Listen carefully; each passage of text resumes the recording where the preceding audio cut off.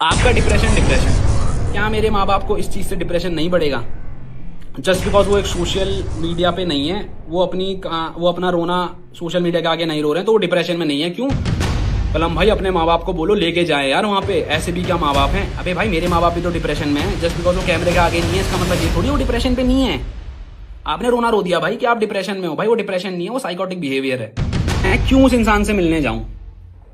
वो इंसान बच गया इसलिए आप मेरे को कह रहे हो भाई उससे मिलने जा। अगर इंसान को भगवान ना करे कुछ हो जाता, शायद मैं आज जेल में होता। शायद जो उसके 8-9 करोड़ की जनता है, जो उसके फैंस है, वो मेरे घर में आके, मैं अभी थ्रेड्स दिखाऊंगा ना अपने इंस्टाग्राम के, मेरे माँ बाप को जो आ रहे हैं कि तेरे माँ बाप जहाँ देखेंगे जिंदा जला देंगे, कैसी माँ है, गालियां आ रही हैं भाई। मैं तो गाली नहीं दे पाऊंगा, पर मेरी माँ को गालियां आ रही है कि भाई कैसा भाई है। अब लोग सच और झूठ से तो हट गए कि जो लांछन इसने लगाए हैं वो तो छोड़ो भाई। अब बात करते हैं कैसा भाई है। वो मरने पे हो रखा है फिर भी मिलने नहीं गया। कैसी माँ है, कैसी नीच माँ है, कैसा घिनौना बाप है, मिलने नहीं गया। भाई मैं मिलने क्यों जाऊं? वो बंदा तो मरते मरते भी झूठ बोल के गया। अभी आप दोनों साथ में हो। दुनिया मेरे को यही गाली दे रही है, उसकी जो धर्म पत्नी है मिस रितिका। अभी भी कहूंगा मेरा रितिका से कोई भी लेना देना नहीं है। रितिका के थ्रू हम पे झूठे आरोप लगाए गए थे। मैंने रितिका को कोर्ट के बाहर भी ये बोला था, रितिका मैं आपको कुछ नहीं करूंगा क्योंकि आप प्रेग्नेंट हो, आप एक बच्चे को इस दुनिया में लाने वाली हो। मेरे को पैसे चाहिए होते, अगर मैं रितिका से चिढ़ता, अगर मेरे माँ बाप रितिका से चिढ़ते, पेयर्स को पता होगा और ये एक नॉर्मल बंदे को ही पता है कि अब जब आप एक झूठा केस किसी पे लगाते हो, आप वो हार जाते हो, तो दूसरे बंदे का पूरा पूरा हक बनता है एक डिफॉर्मेशन केस मारने का। अगर मेरे को पैसे चाहिए होते, मैं आप पे डिफॉर्मेशन केस मार के आपसे पैसे ले लेता। क्या मैंने लिए? नहीं। क्लियर बात करते हैं, प्रॉपर्टी के पीछे है। मैं आपसे करोड़ों रुपए ऐड सकता था। आपने 6 बंदों पे नकली केस मारा है, 6 बंदों पे। अगर मैं एक का 10-10 लाख भी लगाऊं ना, आपके 60-70 लाख हम हड़प सकते थे अगर मेरे को पैसे की भूख होती। मैंने नहीं करा। मैंने रितिका को बोला, रितिका इस बच्चे का ध्यान रखना और अब कोशिश करना कि आप उस इंसान से दूर रहो। इसीलिए रितिका उस इंसान से दूर रही। अब भले ये कहानी बदल देंगे, आई डोंट केयर, ये इनका है। मेरे को बस अपने माँ बाप पे लगे हुए लांछन हटाने। उस इंसान ने मरते हुए भी झूठ बोला कि मेरी वीडियो डिलीट कराई गई है पैसे देके, 10-12 लाख रुपए देके। ये तो झूठी है, पढ़ लेना उस लिंक पे।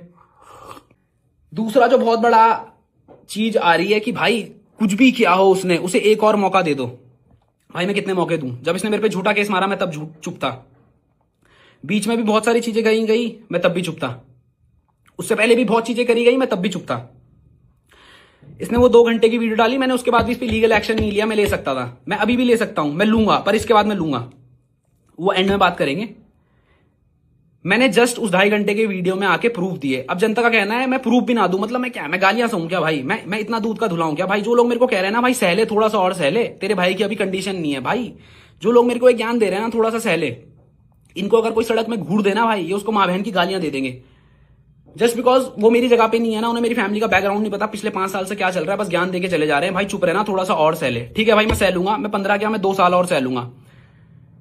जितने भी लोग ये कह रहे हैं, मेरे को वो एक लिख के दे दे कि अगर इस 2 साल में मेरे माँ बाप को कुछ भी होता है, अगर वो मरते हैं या वो डिप्रेस होते हैं, उसके जिम्मेदार वो लोग होंगे जो उसका अभी सपोर्ट दे रहे हैं। ठीक है, आप मेरे को ये लिख के दे दो। जितने भी इन्फ्लुएंसर्स, जितने भी लोग अभी इसके सपोर्ट में आ रहे हैं बिना सच जाने, छोड़ दो भाई। मेरे को पता है सब क्लाउड चेजिंग कर रहे हैं। कुछ लोग दिल से उसके साथ हैं, वो दिखता है।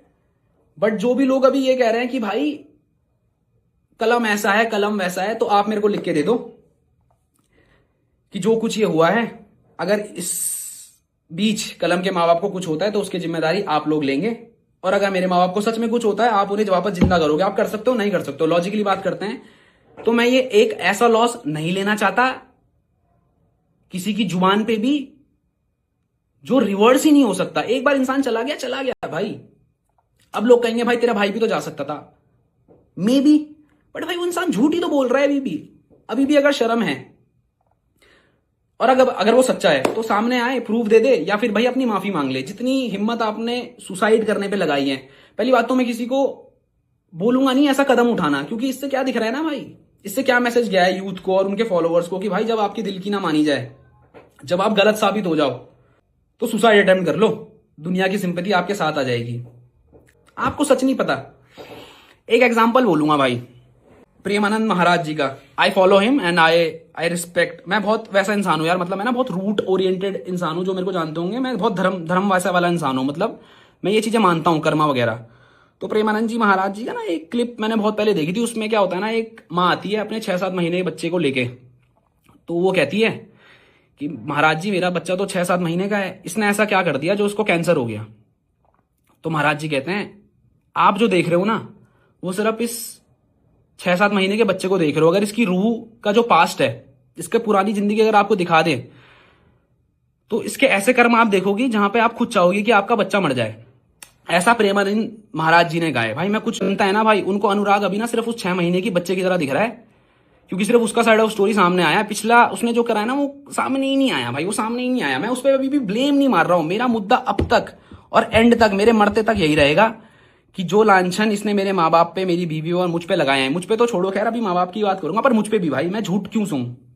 या तो वो उन चीज का सबूत दे दे, सबूत देगा ना भाई मैं खुशी खुशी जेल चला जाऊंगा। और अगर जेल जाने से भी इन लोगों के मन की शांति नहीं मिलती, आप जहां बोलोगे मैं वहां आ जाऊंगा, मेरे को जिंदा जला देना या मेरे पे गाड़ी चढ़ा देना, एक्सेप्टेड है भाई। पर अगर वो इन सब चीजों के प्रूफ देगा, 8 करोड़ दहेज वगैरह इन सब चीजों के, खत्म करते हैं। तो अनुराग अभी उस बच्चे की तरह है जिसका पास्ट आपको कुछ नहीं पता है। अब लोग मेरे को कह रहे हैं भाई कैसा भी अपने भाई का साथ दे। फिर से वही बात आ जाती है भाई, अगर आप लोग भगवान को पूछते हो या किसी भी धर्म में यही तो सिखाया जाता है ना कि भाई सच का साथ देना, चाहे रिश्तों से लड़ना पड़े। गीता और महाभारत में भी यही कहा गया है ना, गीता में लिखा गया और महाभारत में कहीं तो सॉरी अभी थोड़ा पैनिक भी हूं, शायद 2 चीजें ऊपर नीचे बोल दूंगा।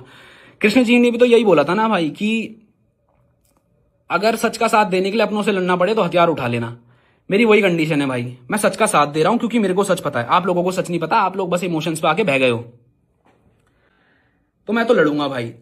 आप कह रहे हो भाई ये तो कहने की बात है भाई, अपने घर वालों से कौन लड़ता है, तो भाई मैं बोलूंगा वो लोग वही ये लोग चीज बोलेंगे जो भगवान को नहीं पूछते हैं। मेरे घर में तो मंदिर है, रोज वहां पे पूजा होती है, और मेरे माँ बाप ने भी बचपन से यही सिखाया है, सच का साथ देना चाहे अपनों से लड़ना पड़े। तो मैं लड़ रहा हूं।